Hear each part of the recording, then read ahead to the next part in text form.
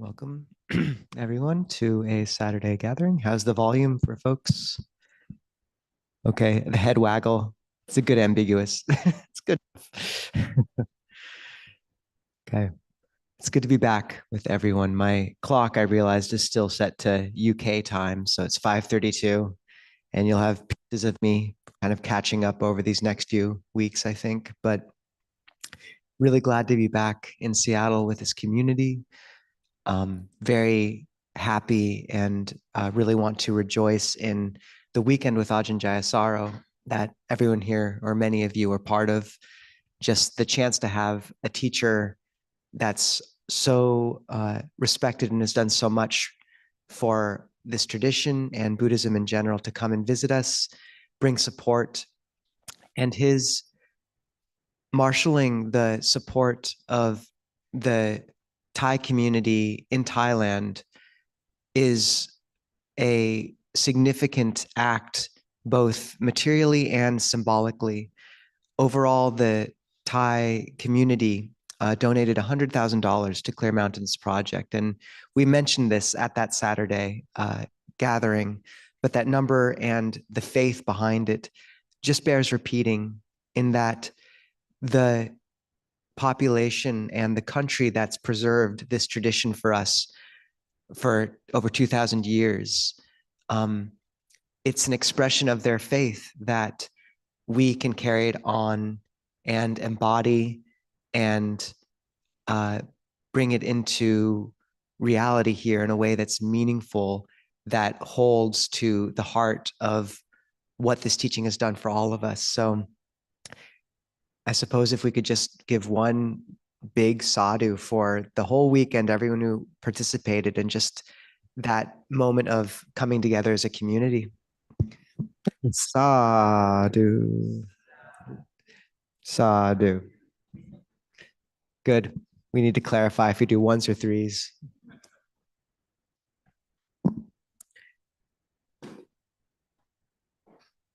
So this week is Visakha Puja, which is the day that we traditionally acknowledge as the Buddha's day of his birth, his passing away, his parinibbana, and his enlightenment. And often I've heard those three things held as a reflection that when you see the arising and passing of phenomena, the birth and the death, that's where enlightenment occurs. So the fact that these three moments in the Buddha's life are commemorated on the same day is meaningful. And just to say that if you do want to take this week to contemplate your practice, to make new determinations for the coming year in terms of the number of minutes you meditate every day, in terms of the precepts you keep, this is a good time to do it. You can join the 28 Bow Club, as Ajahn Kovilo is calling it, which is just some of us who bow 28 times every morning, full-length prostrations if you really want, and just a beautiful way to orient towards what is meaningful at the beginning of every day. And just to finally say that this next month is a bit of another, it's a special month. So Ajahn Kovilo and I will both be absent this next Saturday. Ayyan Yannika and I Suvijana will be hosting the gathering.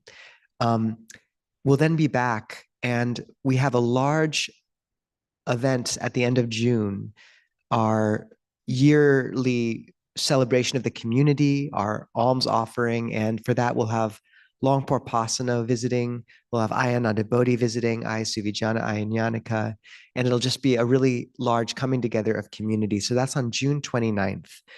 And I just want to put that in everyone's calendars. So if you really appreciated that coming together of community with Ajahn Jayasaro, then this should be something meaningful and similar.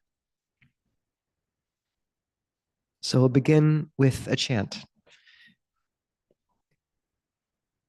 And let's do the Buddha's first words and his last words. Page 83 in the Amravati chanting book, and 84. And if you're joining us on Zoom, the link to the chanting book should be in the chat. If you're joining us on YouTube, the link to it should be in the YouTube description. And if you're with us and don't have a book, just snuggle up to someone who has one. 83. Handamayam patama buddha basita gatayo banamase. Aneka jati sangsarang sandavi sanghani bisang. Gaha karang gawe santo dukkha chati puna punang. For many lifetimes in the round of birth, wandering on endlessly. For the builder of this house I searched, how painful is repeated birth. Gaha karaka ditosi punagehang nakahasi. Sabate pasuka baga gaha kutang wisankatang. Visankaragatam chittang tanhanang kaya achaga. House builder, you've been seen. Another home you will not build. All your rafters have been snapped. Dismantled is your ridgepole. The non-constructing mind has come to craving's end. Page 84. Handamayam pachima owaragatayo banamase. Handadani bhikkhave hamantayami wo. Now, bhikkhus, I declare to you, via Dhamma Sankara changes the nature of conditioned things. Apamadena sampadetati. Perfect yourselves, not being negligent. Ayang tathagatasa pachima vacha. These are the Tathagata's final words.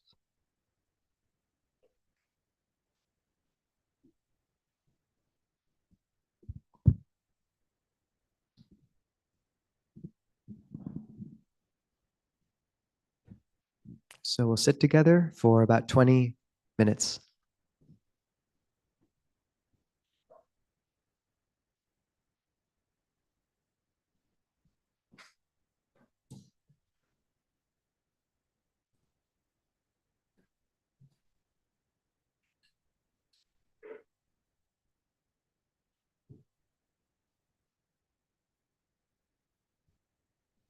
So you can begin just by drawing in the lower spine and rocking back and forth a bit until you find the center axis of the spine.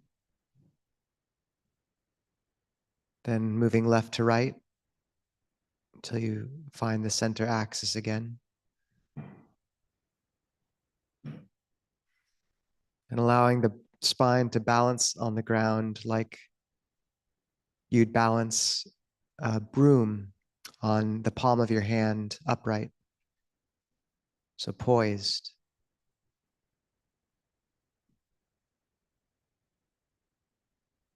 Softening tension in the brow, the forehead, the jaw, the tongue, the belly.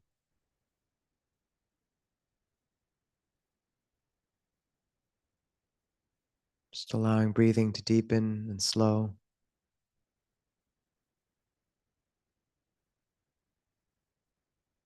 Letting things settle from the morning.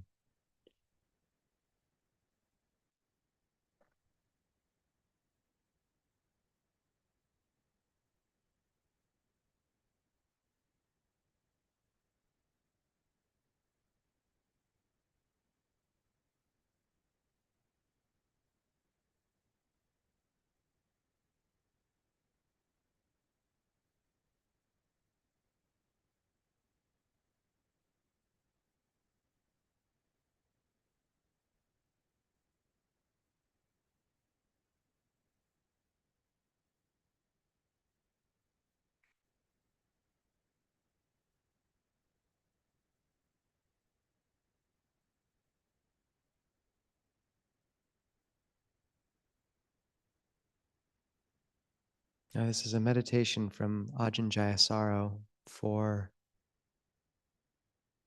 developing goodwill towards yourself, which is something so many of us have difficulty with. So instead of immediately using the phrases, may I be well, may I be happy, which so often for moderns fall flat.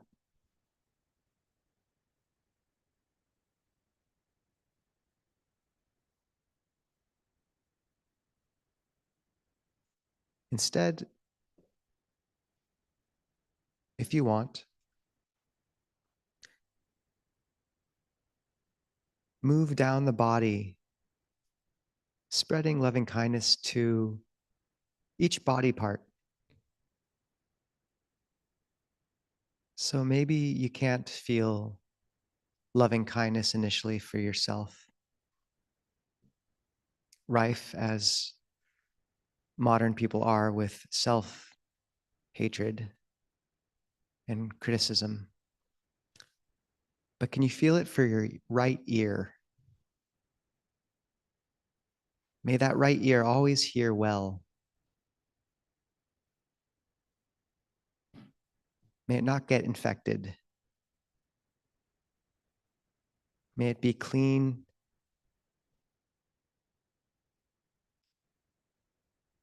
May it have a good little ear existence over there on the right side of your head. May my right ear be well. May it be happy and safe. The absurdity is part of it.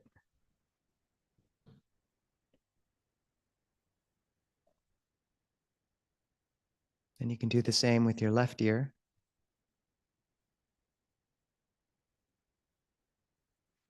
How about your eye, your right eye, or both eyes? May they be able to continue to see well. May they be unagitated, soft. May my eyes be well. And as you go through, you can thank them for all they've done for you, for helping you see.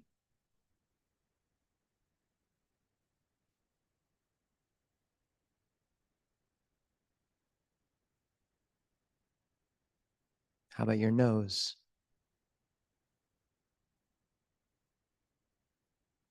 May my nose smell well.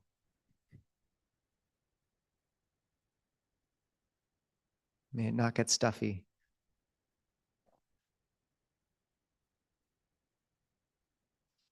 Thank you, nose.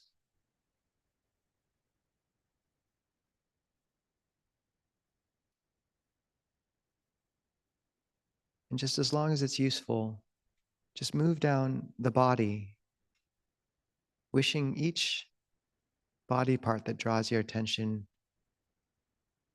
a good little existence where it is, thanking it for what it's done.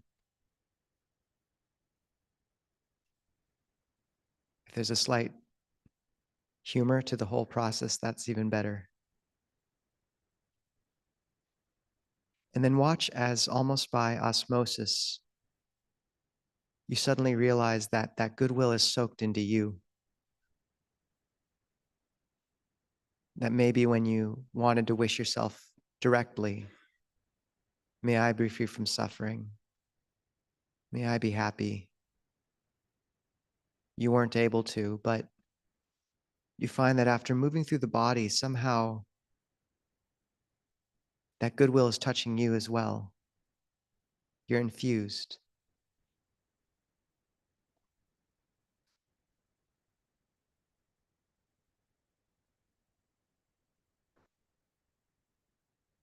And then, of course, when that field of metta is strong,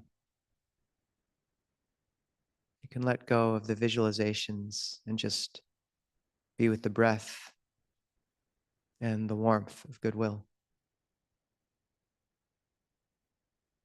And don't forget your toes.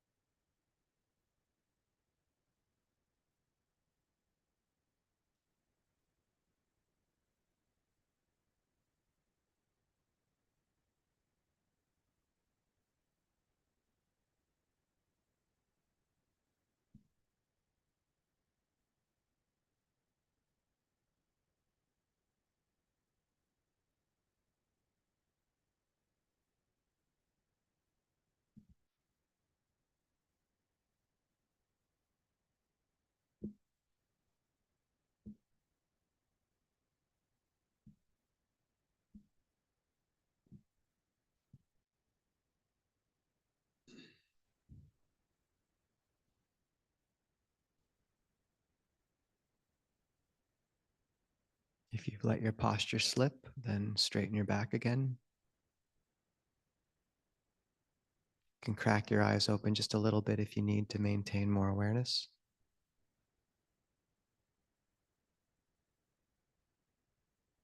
If you find the mind is narrowed down to the breath after the recollection, then make sure you're applying intention to keep it focused on the breath. An unbroken, continuous stream of awareness through the exhale and inhale and the break between.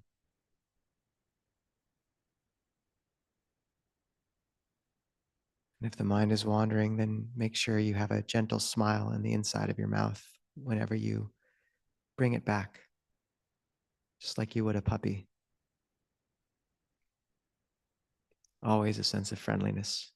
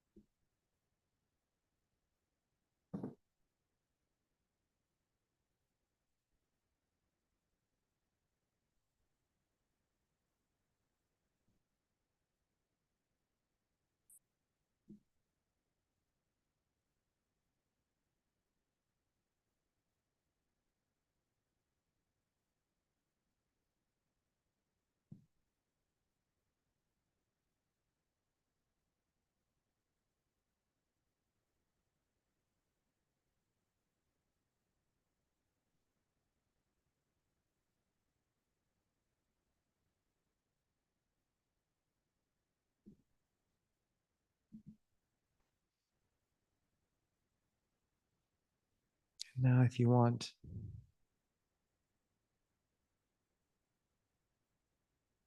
you can take a similar metta approach to spreading goodwill to those around you. Instead of spreading it to everyone in the room at once, just pick one person. Just pick one person and wish them something very particular to them. that you know they want or they're working with. I know someone who likes to collect mushrooms. May he collect so many mushrooms this weekend. May this person's surgery go well.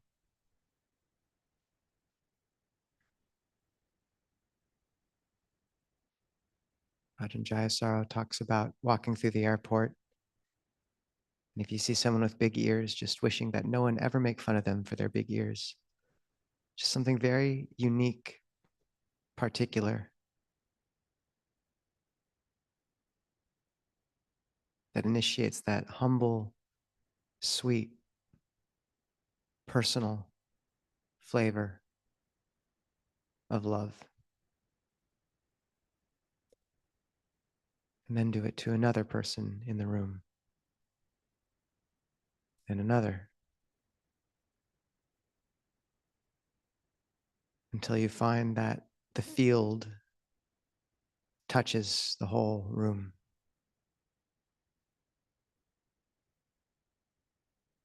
And eventually all beings.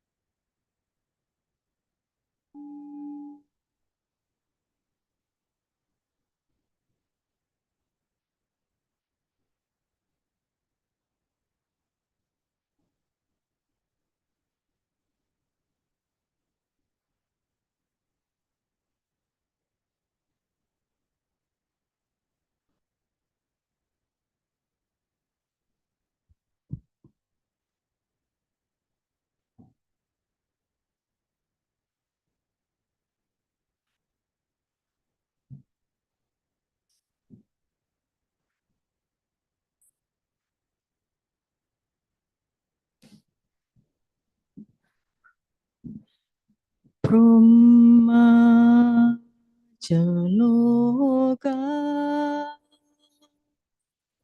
Thipadi Sahampati Kad Anchali An Tiwarang Hayajatha Santi Satta Parashana Shadika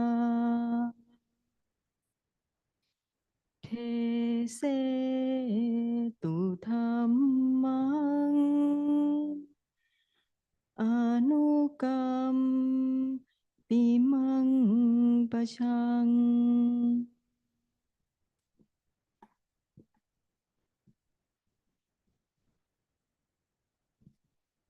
Namo tassa bhagavato arahato samma sambuddhassa. Namo tassa bhagavato arahato samma sambuddhassa. Namo tassa bhagavato arahato samma sambuddhassa. Buddhang dhammang sanghang namasami.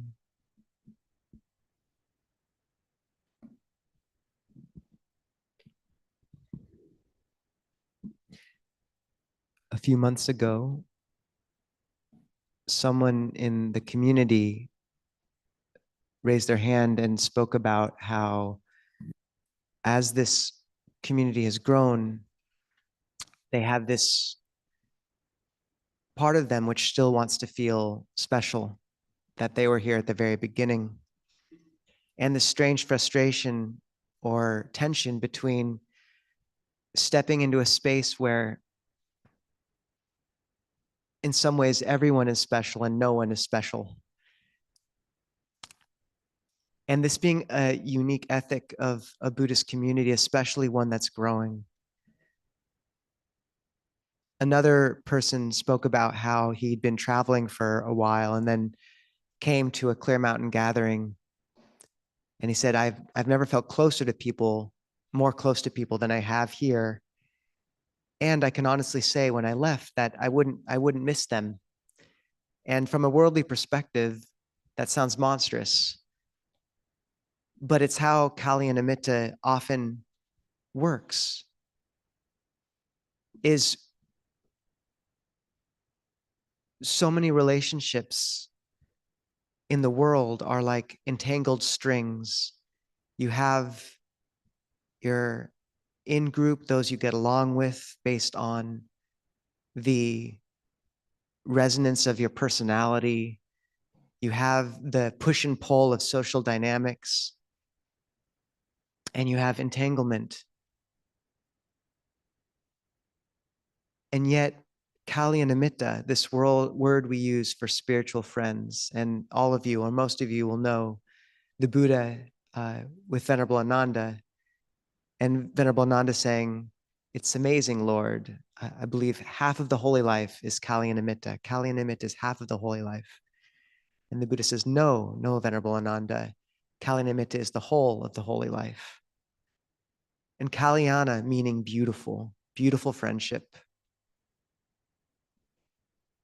And this type of friendship is different. It's much more like in an orchestra, if you pluck the string of an instrument and you're in a quiet room and the other instruments are around you, you'll hear that the strings tuned to the same note in every one of the instruments around you will resonate alongside the plucked string.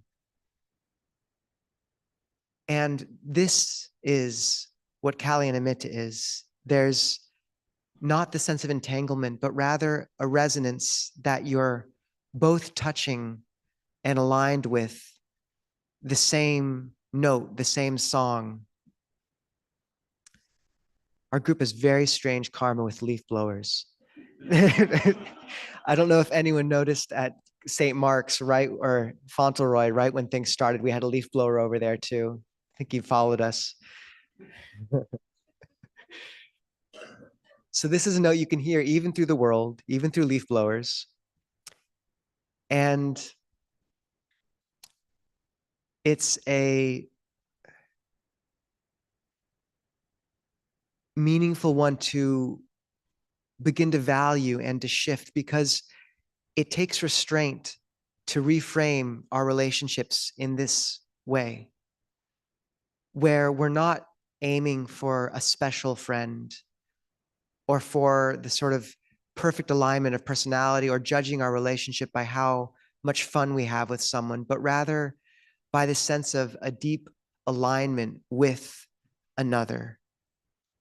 And in the Buddha's teachings, in the suttas, when the Buddha finishes a discourse and someone is inspired, they'll say, "It's wonderful, it's marvelous, Lord."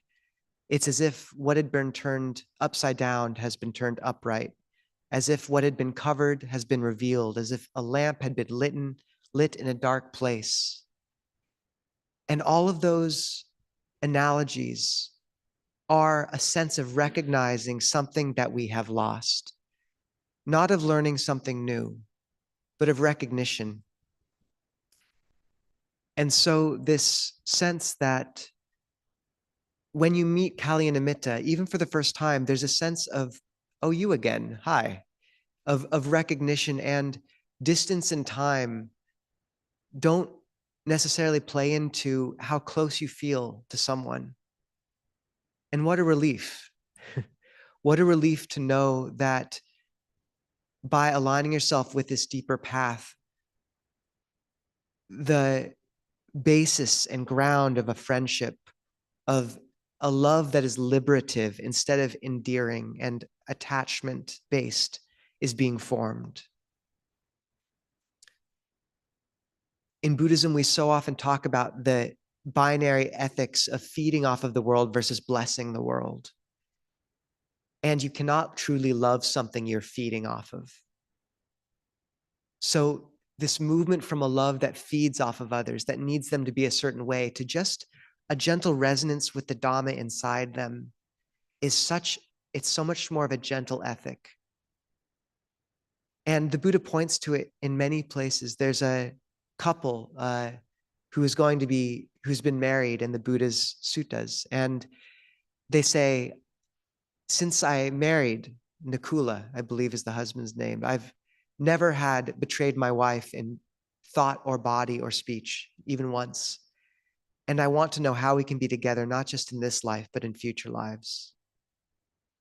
And the Buddha doesn't say to do this, to be reborn together, spend as much time as you possibly can with this person. What he says is, if you develop your morality to the same level, your faith to the same level, your generosity and your wisdom to the same level, you can expect that you may be reunited in a future life. So the sense that what binds us is not the amount of time we spend together necessarily, but rather the sense of a shared resonance, that we're all vibrating at the same frequency. And Ajahn Amaro had a dream once with Master Hua, the founder of City of 10,000 Buddhas, where Master Hua came and said, "Bright, loud, and mobile is the false. Subtle and indistinct is the true." Bright, loud, and mobile is the false. Subtle and indistinct is the true. I can never mention Ajahn Amaro's dream without also mentioning one where he was doing walking meditation and fell asleep standing up. We didn't know was possible until then. And he had a nimitta of Ajahn Chah giving him his golf clubs. And to this day, he says, "I don't know if that was a sign of something or just an Ajahn Chah prank, but it's one of my favorite nimittas to talk about." But the sense that the type of alignment we're aiming for is subtle, it's gentle, and it's easy to lose track of in the light of the habit patterns we have with wanting a special friendship, one that is worldly and bound with the dynamics of cliques, of ins and outs, of the ways we've been used to relating to people. But this is a different realm. Buddhist community is a different realm. And it's very interesting being a monk. And after a time, when you hear monks talk about their best friend or a special friend, it sounds, there's something ugly about it. Because in this community, in these spaces, because we're not operating in those same metrics of personality, of how well you get along in social environments, what you find is there's these gentle hearts here. People you know in the world would not be popular, would not be listened to, would be passed over and looked over. And when they have this gentle space to grow, you find that they suddenly light up. The word genius has been perverted in Western culture to mean a special kind of intelligence, someone who exceeds by many degrees standard metrics of intelligence in this or that field. But the word originally in Greek was used for places. You talked about the genius of a place, its spirit. It's like how a swan looks very awkward waddling on land, and you only see its genius when it moves into water. This particular note of Dhamma, which you begin to hear deeper and deeper as you practice. I once asked a Catholic nun named Florence, who I really, really cared about, how she'd stayed in robes her whole life. And she said, after a time, the voice of God becomes more important than anything else. And you can call this voice what you want. You can call it your song. I know a book called, it was a book a long time ago that called it the tapping. The Bushman called it the tapping in your chest. You can call it the voice of Dhamma. You can call it intuitive awareness. But the sense of alignment at this deep level, that begins to guide you. And that's where your genius lies. And to have a space in a community where that genius is honored and you begin to see it emerge in people slowly. And what a gift to have a space where that is available, where there's room to hold those people.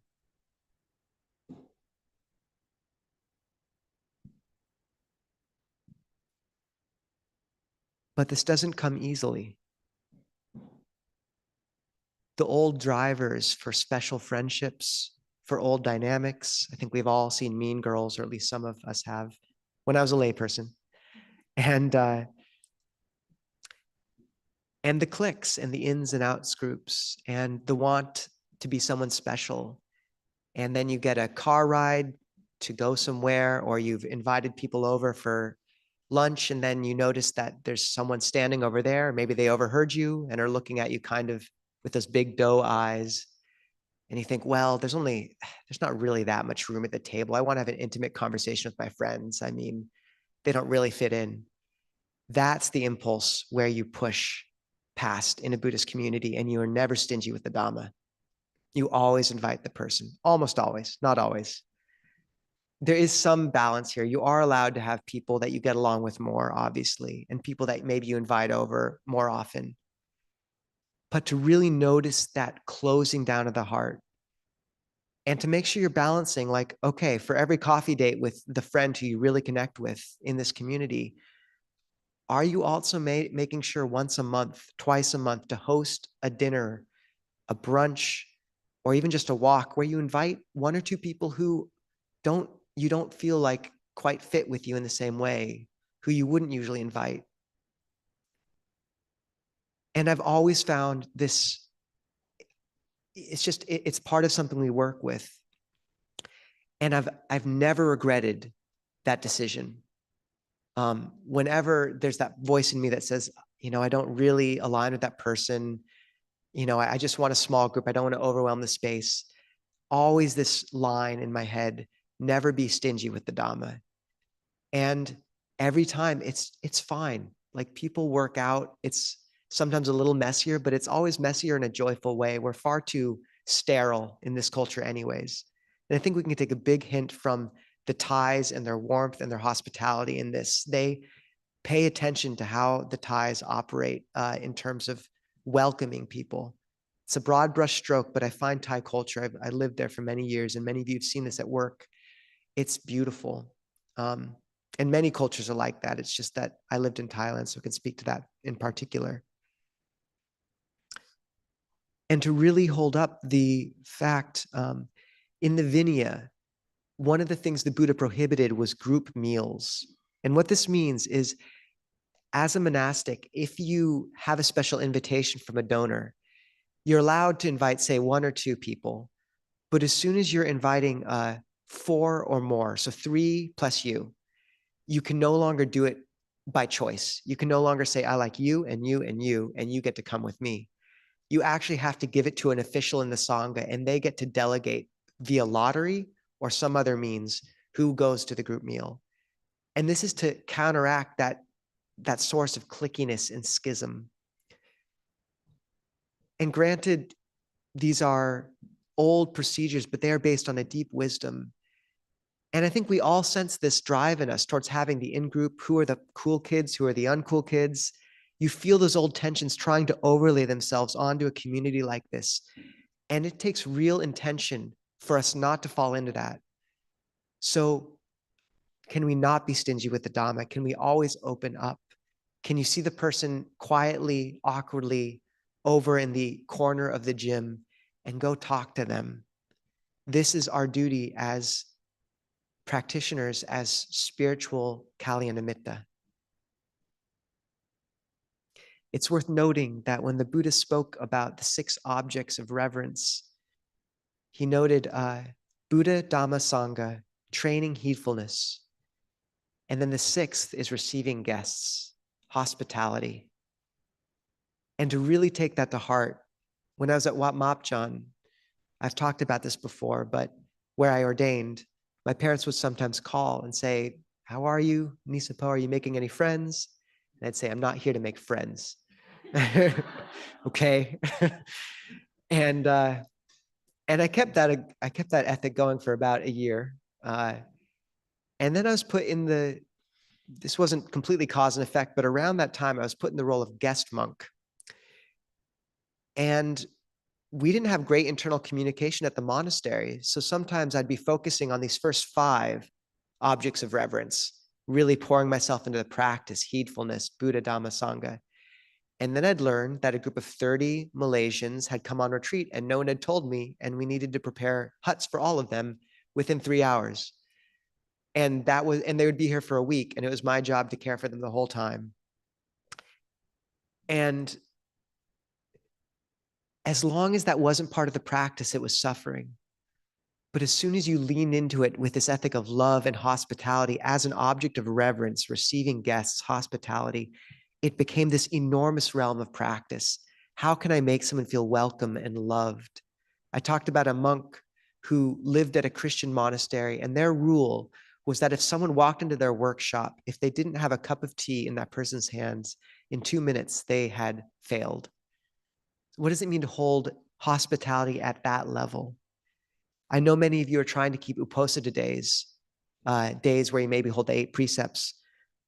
I would really hold up alongside that. Are you hosting or making sure to feed people or somehow bring people in once a month at least, maybe 2 times?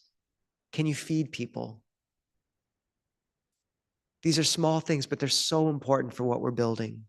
Hospitality is an object of reverence, and it will brighten the heart.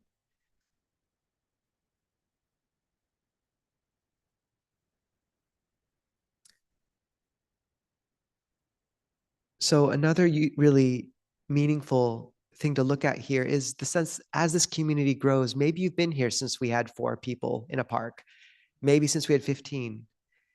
And just that sense of a little bit of alarm as like things grow and suddenly we find we barely fit in a gym and you don't know where you quite fit anymore. You know, before you were foundational and suddenly there's another 80 people and who the heck are these guys, you know? I think most of us don't have that thought at a deep level, but maybe it's there a little bit. And just to really appreciate and have faith in the much deeper story, which is running underneath all of this. Something is happening here at this moment. The clear mountain, I mean, if you can't sense kind of the wellspring of something moving us, it's palpable. The constellating of bhikkhuni communities around the Northwest, the chance to be part of something growing like this is profound. And karma is not accidental. We've all been brought here together because of past causes and conditions and great, great merit. To be reborn as a human with contact with the Dhamma at this moment in a community's growth is a profound moment of good fortune. And if you have faith in that deeper strata of what's happening, then these small labels of exactly where do I fit? Am I still special? Am I not? Cease to matter so much. We're all part of a much deeper song, a much deeper architecture that's forming. And you can have faith that the fruits of what you give to that, even if they aren't seen immediately, they will echo and resonate into your future and into the future of many generations. When we asked Ajahn about Mara, the Buddhist incarnation of death, of defilement, he said, look, Mara, and in Buddhist cosmology, Mara is like Lucifer. He's bright. He's a little rebel prince in one of the upper echelons of heaven, actually. But what that means is he can subvert all intentions below him. And Ajahn said, look, Mara is the part of you that when you try to do good, it says, I want to be seen doing good. When someone comes to the monastery to offer, they want to be seen by all, and there's this pride, let me be foremost. He wants control and pride and ego. And that's okay. I mean, we all have Mara in us. We're all still in his domain to some extent. And you can expect that most good actions you do, will have Mara in the sidecar to some extent. It doesn't mean you shouldn't do them. But the Christians have a word called agare contra, or a phrase. It means going against. And this is going against the stream. So how do we go against that Mara conceit? When we want to be special, how do you hang back? When you want to go to the front of the line, how do you go to the end? When you want to jump into the conversation for fear of being forgotten because you want to be heard, can you just not act on craving and let it pass? Watch the first and the second noble truth fade until you're left with the third of a calm, peaceful clarity, and act from there. And what you find is that on the other side of that dark valley, and the Buddha spoke about when you draw the mind out of the stream of the world, it flaps around like a fish out of water. So you can expect that when you see, people talking and you feel like they're not paying attention, you want to be part of it. And you feel this compulsion to move and just say something and do it. If you hold back, you'll feel the heart throw its temper tantrum. You'll feel the fish flop around, the raw wound of pride. But if you make it through that dark valley, you'll find on the other side, not just a peace, but a majesty that's much deeper that you didn't realize was waiting for you. And the Christians have a saying that the less well-known you are, the bigger your angel. And there's something about giving our angels room for their wings to unfurl slowly, like a butterfly's, like a monarch butterfly's. And it's so heartening to see clearly that the introverts, that the quiet among us don't shine less brightly in communities like this for that. In fact, there's a majesty that can kind of emanate out from them. I was with a seminary named Seminary Satima last weekend, this quiet novice nun who, when I was with her the first time, said barely any words, but there was this regal bearing, this majesty about her, which was so affecting. When I went to Canada a few weeks ago with Ajahn Jayasaro, we met a man who had Parkinson's and a stutter. And I think he only managed to say a few sentences, but his heart and his sincerity and his sweetness were so palpable that it's his image is one that still is echoing in me.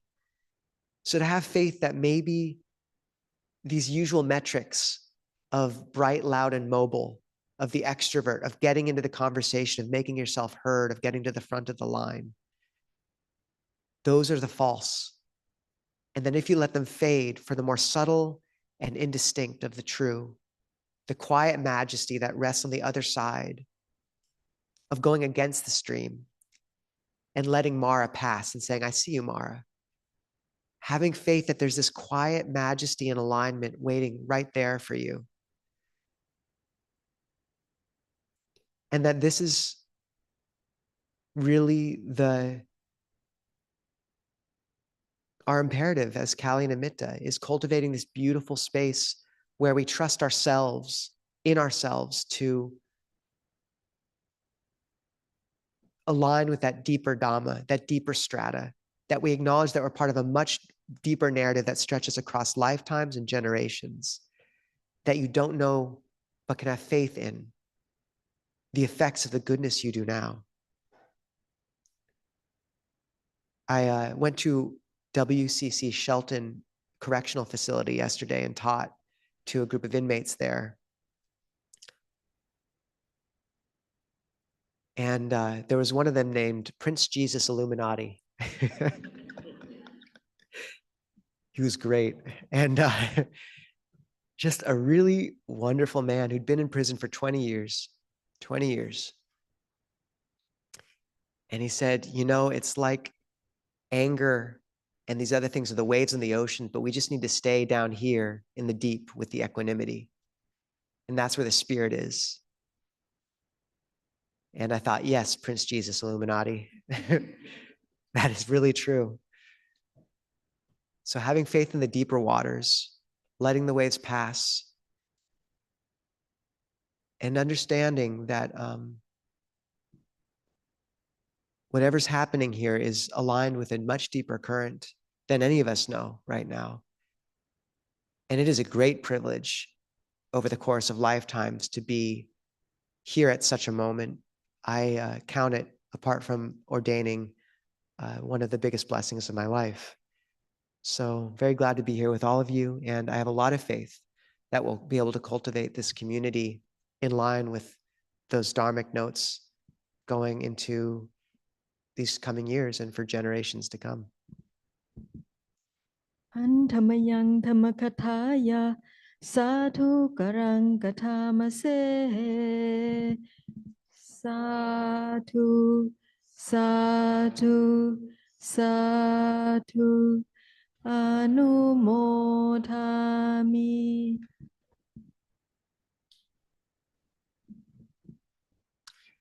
So I think we have some time for questions. If people want to raise their hand and we'll run a mic over, or raise your hand on Zoom or type it into the chat.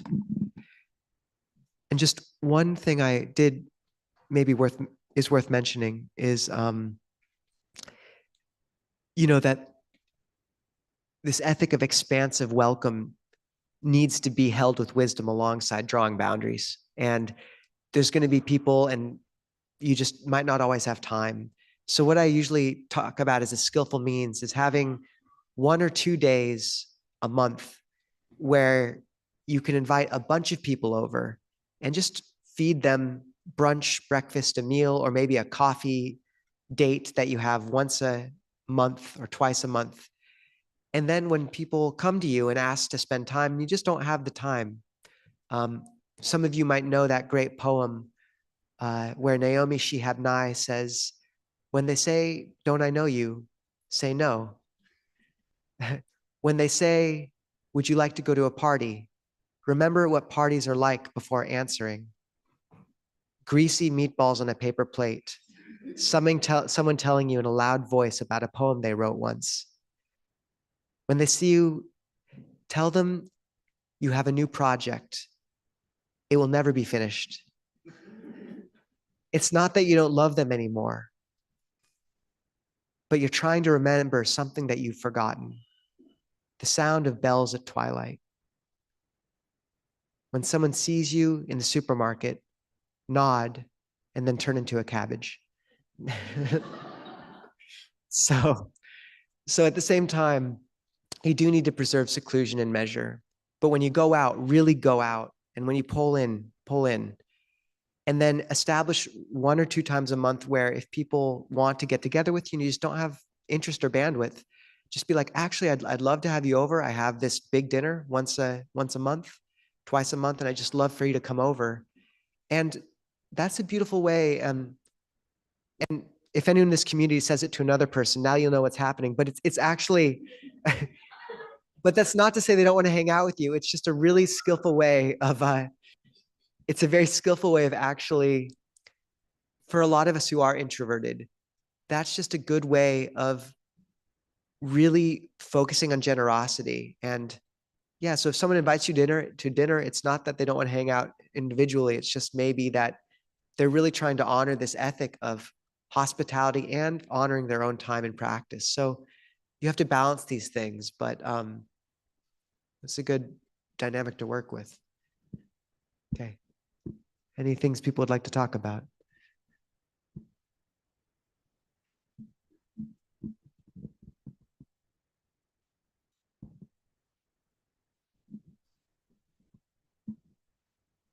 Thank you very much, Ajahn. When you speak about avoiding the self-aggrandizing extroversion and going to the back of the line, there is a deep part of me that's very socially anxious that celebrates that idea. My concern, or one of the things I've been thinking about, is the idea that I could be introverted to the point of lacking connection with others almost entirely. And that does not promote the idea of being able to generate or maintain spiritual friendship.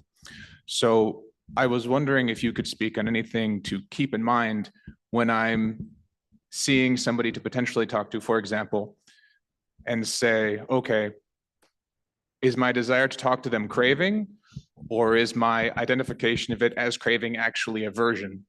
And just trying to find out how to approach that. Thank you. Yeah. Yeah, it's great, great question. What's your name again? Dominic. Dominic, good to meet you. Yeah, I suppose I was focused largely on the extroverts in some ways.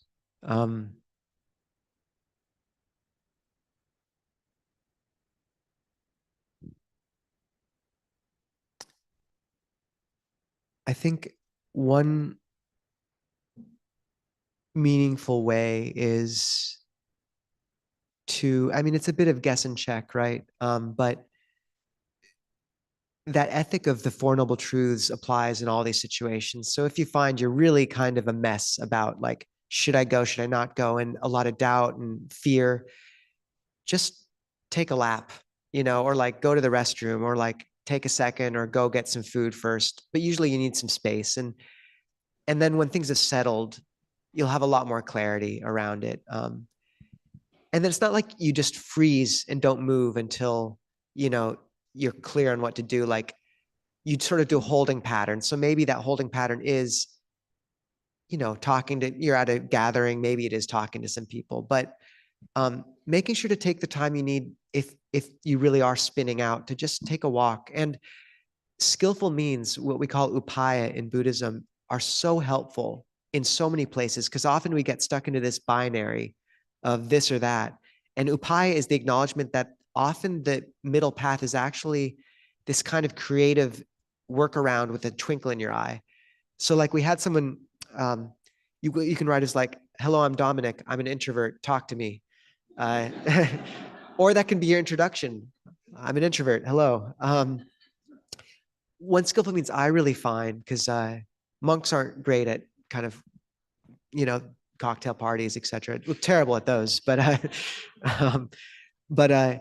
is asking 1 or 2 people to go on a walk with you for just around the parking lot for 5 minutes. But like I find, if I'm having trouble in the wider group situation, just to like sort of skim by, grab one person, take a lap, and then come in and find another person I want to talk to. And it's like so much more relaxing, connecting if I need that space.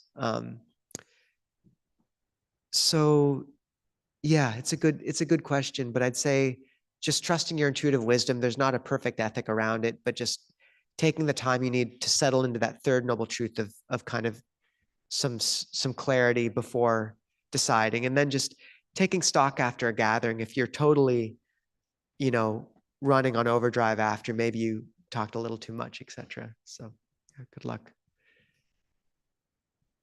I think we have two over here. I had a question about resonance. You were talking about how you sort of spiritual friends and in Buddhist communities, you kind of find ways to kind of resonate with people. Does that resonance sort of change depending on who you're with? Like with one person, you might resonate with, on a C sharp level, and then another person you might resonate on a bass kind of level, so that you kind of are able to resonate with everyone. And to take this question, a little bit wider, in this Buddhist community, you might resonate one way with someone who's more extroverted. If I myself am an introvert, then I might resonate a different way with someone who's an introvert. But if I'm outside of this community and I'm resonating with someone who just doesn't agree with my points of view, or if I'm in a work situation and I'm thinking, especially like my time in the trades, where I'm on different crews and they're behaving very differently, and I have to resonate with how they want me to work and how they like to talk and how they like to be. Yeah. So how can I work on kind of my resonance being adaptable and mutable? Really good question. Did you say you worked on cruise ships? Okay. Oh, trade cruise, not cruise ships. Okay. I was going to say cruise ships are definitely a different note. So,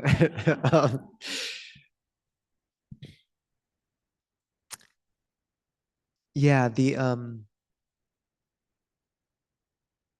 I think that addresses an important part of also avoiding Buddhist conceit, where I do find with practitioners, often the note of shared resonance, that tuned note is very strong.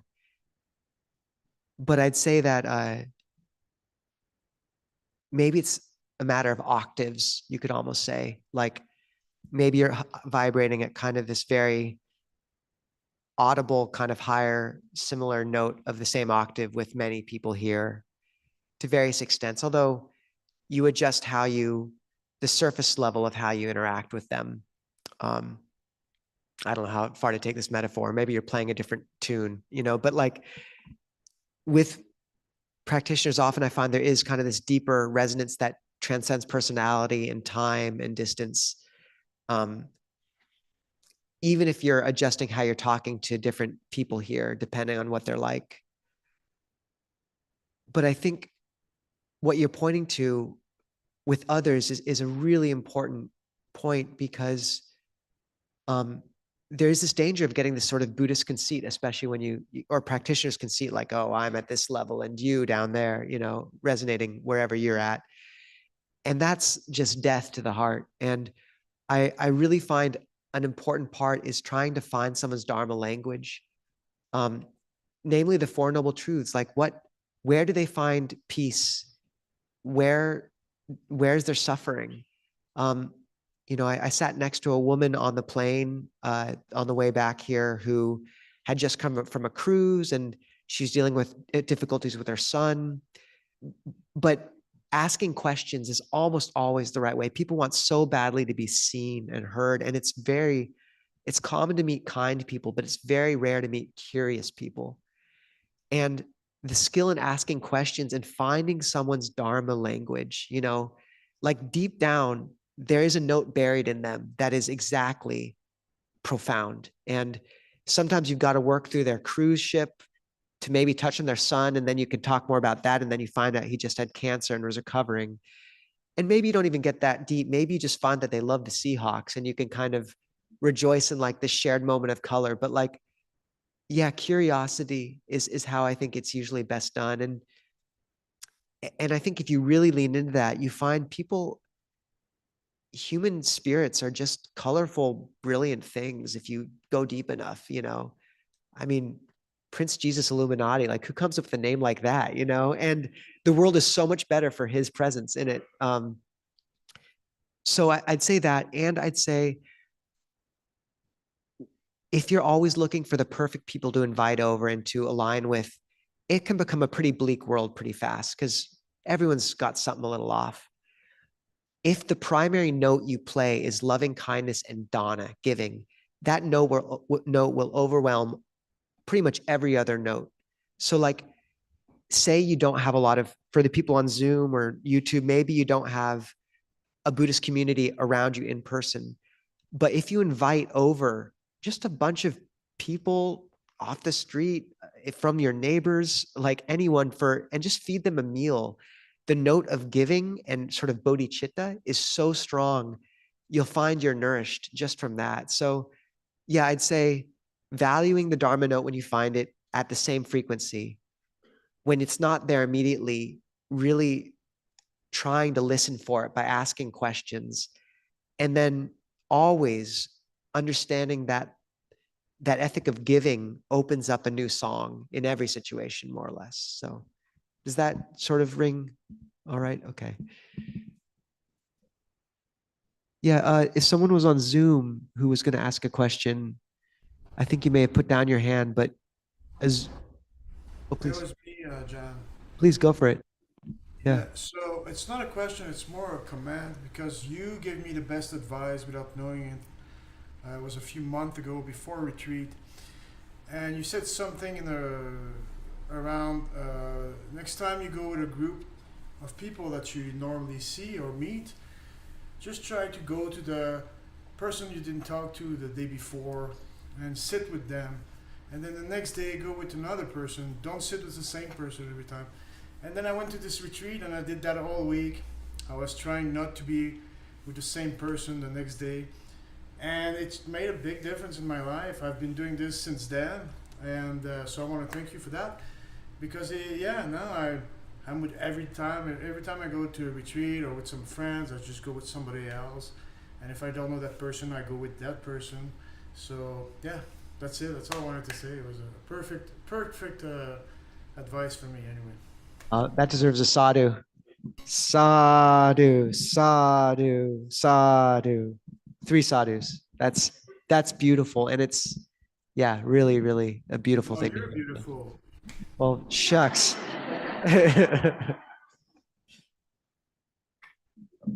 Juanita, please. Or sorry, Chris. Yes. I just wanted to make an awareness around the several things that you mentioned about the brightness in the room of the person that's shining the most. And it makes me think of all that's golden doesn't necessarily glisten. And what I mean by that is all the attention of our eyes are blinded by this light, but it's in the light that we can see how the light reaches, like the sun passing over.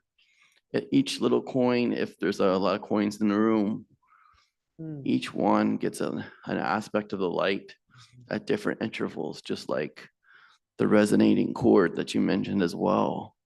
You play that resonant chord on a guitar that resonates through the guitar body, but it's in that timing of that strumming that other things in the room vibrate at their own interval in their own way, unique way. And so that's kind of my question. So someone who's an ambivert, extrovert and introvert, what would you suggest that I learn more how to not feel like I have to assert the light, if you will, reach for the light, when if I can remember to know that the light is ever pervasive, it's ever consistent. And it's like when that light is the shining bright light, I don't need to go to it like a moth to the flame to burn myself up. Thank you, Chris. Sure. There's a if ducklings are hatched and they're looking on the ground as they hatch, and you create an outline of a mother duck against the light, and the shadow passes in front of them, they'll imprint onto the shadow of the fake mother duck. And what you're speaking about around how, and maybe I'm just interpreting, but how we see this light in people and we immediately go towards them as the source, but really it's something much deeper, is very much what I mean with this deeper storyline that we're part of. And you can think like, oh, if I don't kind of, make myself known to this person or have a connection with them, somehow I lose, this dies with me, and what am I? To have faith that there's this deeper strata along which these things echo. There's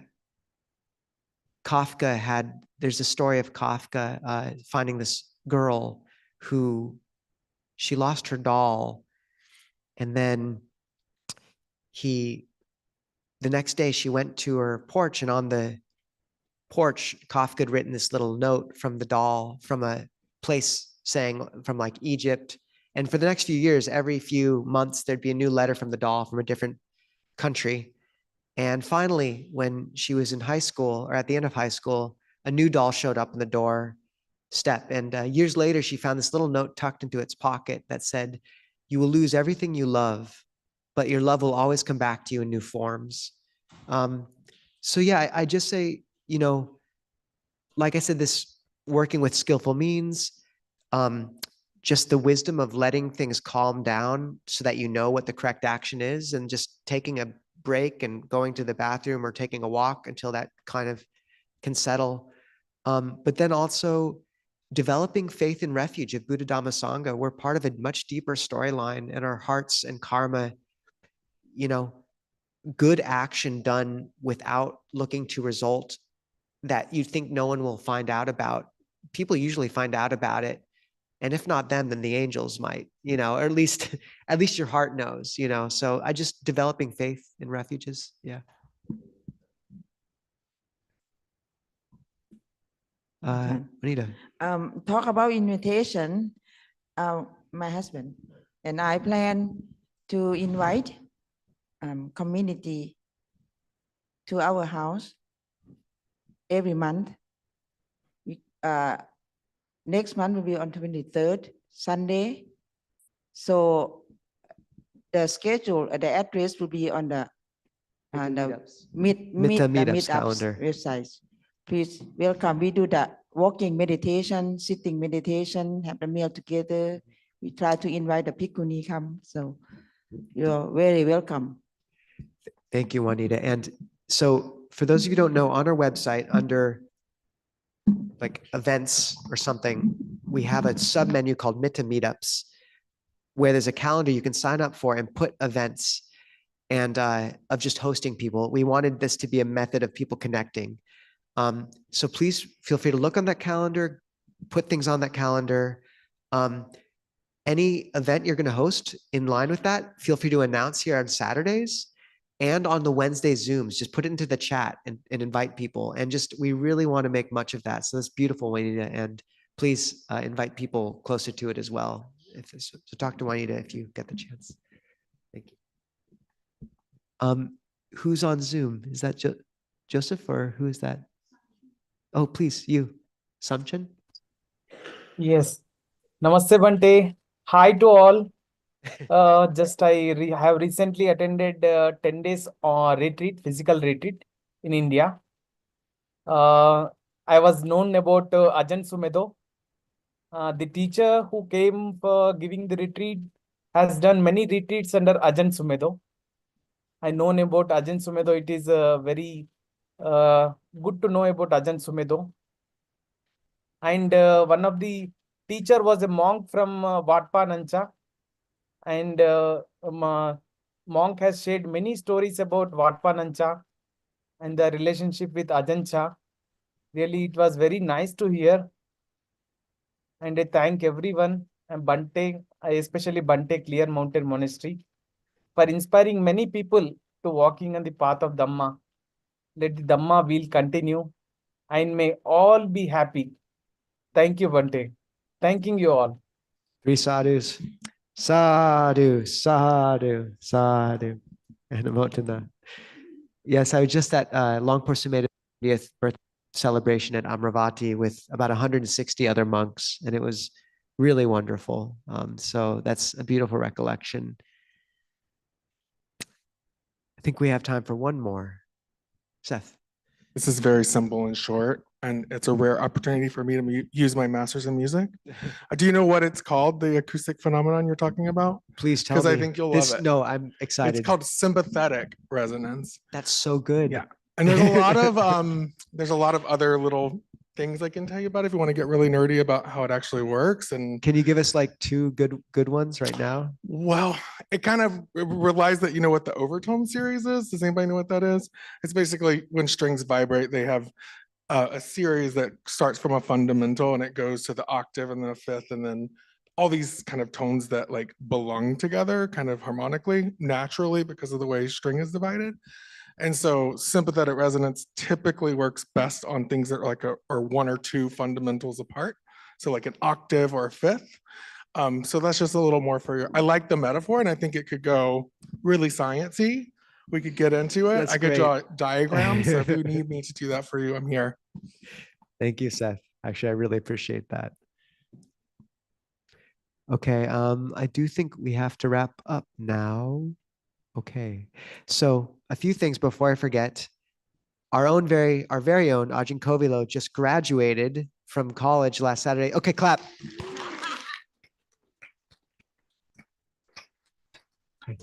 He's not actually here, but I'll point him to this part of the live stream so he can see it. So we have a graduation card for him that Chanita brought back on the table. If you can sign it. If he gave a talk at Abhayagiri last week, which was pretty funny, and it's worth listening to. My favorite quote from it was, "Don't pay attention to that man's mushroom logic and take a left." So yeah, anyways, you gotta listen to it.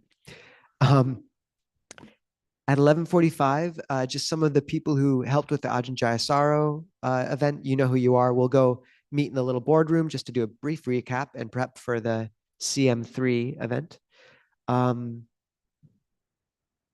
Gosh, yeah. So let's read the chanting request list.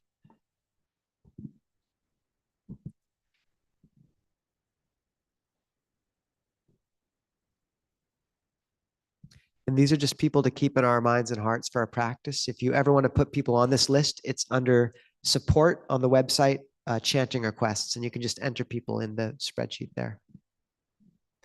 We have Sunita Suresh Gudas having very high diabetes. Please spread happiness.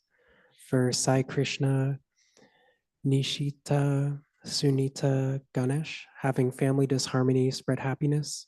For Padal Nilabai, passed away recently, 10 days back, spread happiness wherever she is. For Sachi Gudas, having multiple disability, please spread happiness. For Sindhu Dandi, spread happiness. For Prital, having family disharmony, spread happiness. And for Uyala Aji Gangmani, old age, having health issues. Are there others people would like to keep in mind and bring to our hearts? Uncle Ken, who died a week ago.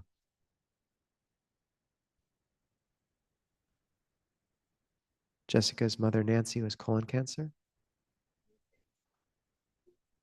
Sai, going through divorce. Ellen Wilhelm having cancer surgery on the 29th.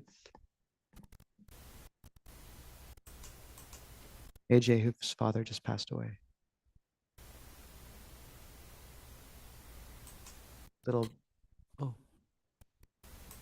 Peter and his father just passed away. We have someone on Zoom who said, my dad, Chuck, had a stroke a week ago, but he's recovering quickly. Chuck. Maria. Long COVID. Sort of a bright note, Katie and Rahul are getting married. Woohoo! first Clear Mountain couple. And Amanda, who just came back from a long period away. It's good to have her briefly. John, my uncle, who just passed. Longpor Sumeda's 90th.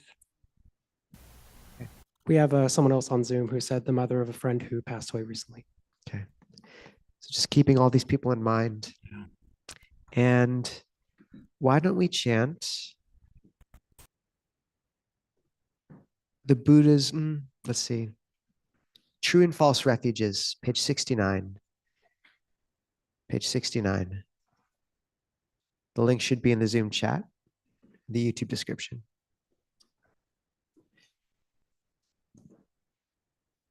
Andamayam kema kema sarana gamana padipa gatayo banamase.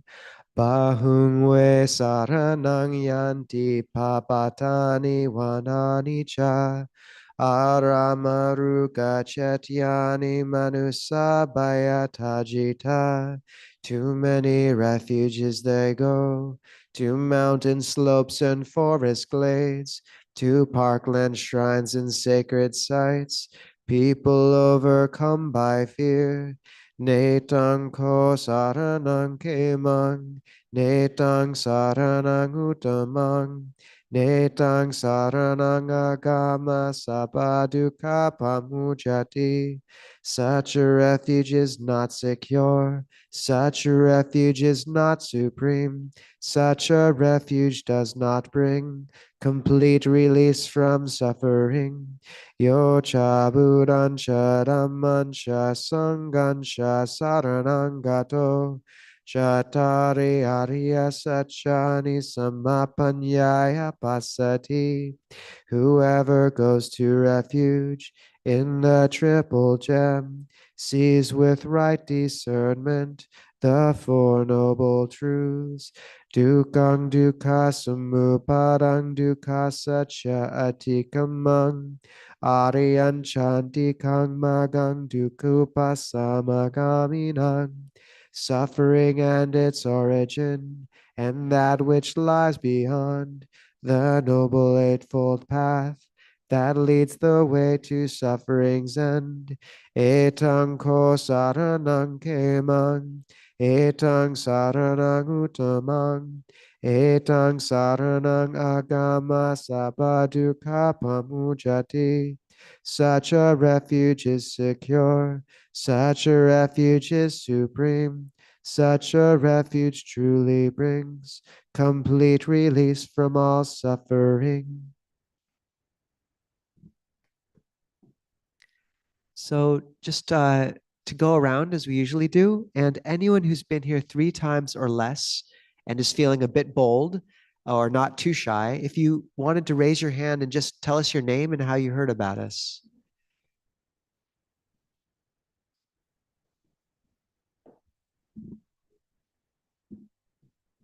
Andrea from who? Oh, hey, Em. Oh, good. Hi, Em. Thank you. Welcome, Andrea. Shannon, also M. Well done, M. Okay. What's your name? Bridget. Good to meet you. Welcome, all 3.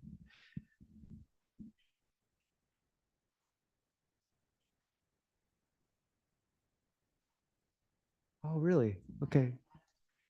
Welcome. Okay. Welcome, both of you. Welcome.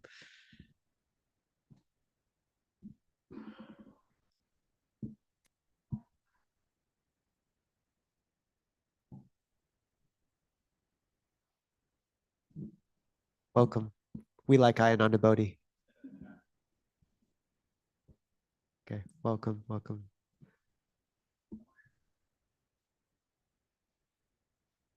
Welcome.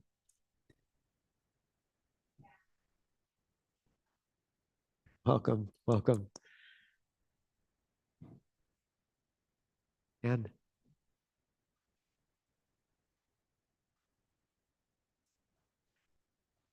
welcome, Anne. Good. I like that. We didn't do that. That's really good. Oh, does that mean, is that like clapping? Wow. We might have to do that. Yeah, that's very Buddhist. Yeah. Good. It's okay. We'll balance it for busy moments. Good. Welcome, Chris. Good. Okay. Welcome. Okay. Well, welcome everyone. It's a really sweet community. I really encourage you just to get to know the people here. A lot of wonderful practitioners. Make sure to grab a name tag. Most of you know, monastics in my lineage don't touch money. Everything here is freely offered. Please just take some books from the back. Please partake of the food that everyone brought. And for just to encourage people, really do consider bringing even just a few bananas or something it's a beautiful way to kind of give to the whole group. But it's also no pressure, and just please partake of that, the generosity here. And I'd finally just say, I think we mentioned this at the Ajahn Jayasaro group, but all these, the money given, all these things are going towards the creation of hopefully someday a monastery within about 35 minutes of here in the forest. We're looking towards Cougar Mountain. And the real hope is to kind of crystallize this community around that, a place where people can come in the evening and meditate together. You can come during the day and garden. Just this kind of missing centerpiece of what a Buddhist community can be. And so I really, if you're watching on Zoom and YouTube and are looking for a place to move, just keep us on the radar, because we really would like to, all this talk about how we form this community, this is the architecture underlying whatever material thing will spring up on top of that. And so far, it's a really beautiful architecture of faith. So we'll just keep on building that together. So those who want to bow to the Buddha may, but no pressure.